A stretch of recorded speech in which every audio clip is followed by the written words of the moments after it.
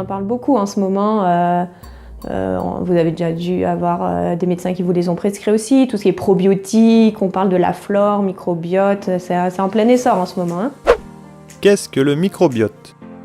Le microbiote de l'organisme humain, anciennement dénommé flore microbienne, est l'ensemble des bactéries, champignons et autres micro-organismes que le corps humain contient en grand nombre. Le plus étudié des microbiotes humains est le microbiote intestinal. Comment le microbiote il est en santé ? Déjà parce qu'on mange. En général, dans notre ventre, c'est ce qu'on mange. C'est pour ça que je vous dis l'alimentation, c'est la base. Ensuite, il y aura d'autres choses à mettre en place. Une activité sportive pour se défouler, pour se détendre, des compléments si on a des carences. Comment savoir si on a des carences ? On peut faire une prise de sang. Comme je vous ai dit, moi je suis technicienne de laboratoire, j'en ai fait pendant plusieurs années. Je sais lire les prises de sang, les analyses de sang. On peut avoir des infos et donc là être plus juste sur le problème qu'il y a. Mais il faut savoir que ce qu'on mange détériore notre intérieur si c'est pas sain. Si c'est trop transformé, s'il y a trop de sucre, ces petites bêtes qu'on a dans le ventre qui s'appellent les bactéries, il y en a plusieurs sortes. Si on nourrit les bonnes, on sera en bonne santé. Si on nourrit les méchantes, entre guillemets, on sera en moins bonne santé. C'est notre immunité. La maladie, elle n'arrive pas, elle nous foudroie, ça y est, t'as pas de bol toi quand même. Moi, je vois pas la maladie de cette façon-là. La maladie, elle est en nous. C'est-à-dire que si on a une épreuve à passer dans notre vie, ça ne va pas être que par rapport à ce qu'on mange aussi, hein. Ça peut être par rapport à un stress. On peut engendrer une maladie pour nous aider à avancer dans la vie.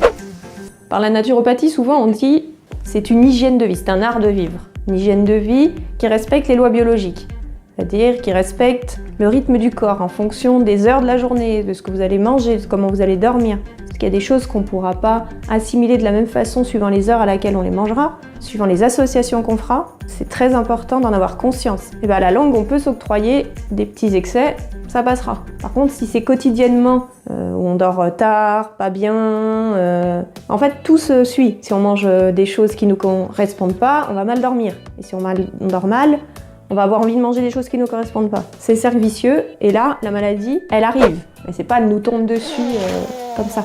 La médecine allopathique, traditionnelle, vous l'appelez comme vous voulez, elle va se focaliser sur un symptôme. C'est-à-dire, un enfant, il a une angine, tel traitement. Un enfant, il a une gastro, tel traitement. Moi, en naturopathie, je travaille pas comme ça. C'est-à-dire qu'un enfant, il va avoir une angine, même si un autre enfant aura une angine, ça veut pas dire que la cause est la même. Ça veut pas dire que je vais le traiter de la même façon. C'est aussi assez intuitif, on prend la personne dans sa globalité. Pour moi, c'est important, le ressenti de la personne. C'est vraiment quelque chose d'individuel. Ça va pas être pour tout le monde pareil. C'est pas la baguette magique, toi, t'as ça, je te donne ça, c'est bon, t'es guéri. C'est une hygiène de vie, c'est du long terme. Je suis là pour vous aider, mais je pourrais pas le faire à votre place. C'est-à-dire que moi, je vais vous donner des conseils. Après, on peut discuter, vous pouvez me dire, moi, ça me correspond pas, ça, j'y arrive pas. On trouve des alternatives. Ce qu'on ne fait pas les 3/4 du temps. Hein. Quand on est malade, on prend ça et puis c'est tout. Mais on ne se pose pas la question de pourquoi je suis dans cet état-là. Non, c'est je suis dans cet état-là, je prends un cachet, c'est bon.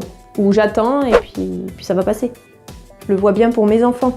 On a eu des déboires et franchement, depuis qu'on a modifié en gros l'alimentation, vraiment draconienne sur certaines choses, c'est le jour et la nuit.